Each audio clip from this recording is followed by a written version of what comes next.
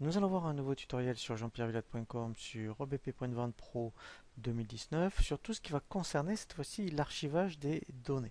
Alors c'est vraiment très important de faire un archivage tous les ans en fin d'année, même pendant la clôture de l'exercice par rapport au front office, parce que si un jour vous avez un contrôle fiscal, ce fichier d'archives va vous être demandé et les impôts vont pouvoir contrôler ce qu'on appelle le journal des événements que vous pouvez consulter à tout moment.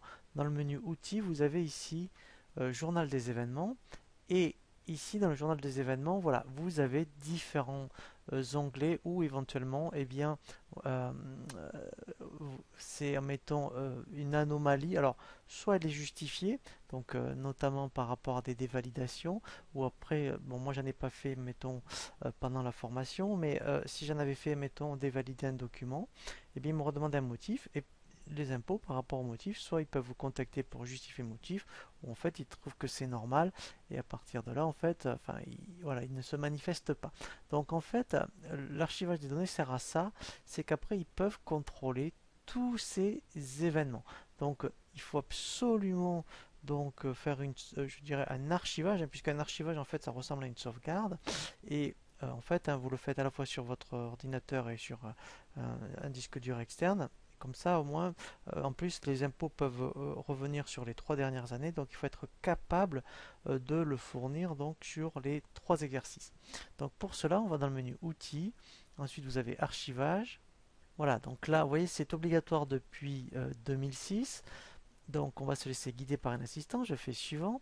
Donc là, c'est normal, il me propose donc d'archiver 2020. Ici, vous voyez, c'est mon dossier qui va archiver. Et ce qui est très important, c'est ça.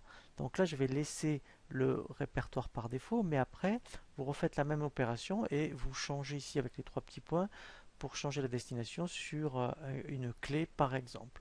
Donc là, je fais suivant et je fais lancer. Donc l'opération en elle-même n'est pas très compliquée, mais il faut vraiment y penser, hein, le faire en fin d'année, donc surtout lorsque vous allez clôturer notamment le front office, hein, donc après on va voir vraiment la formation front office, mais il vaut mieux le faire indépendamment, je dirais, donc de l'archive qui est faite pendant la clôture.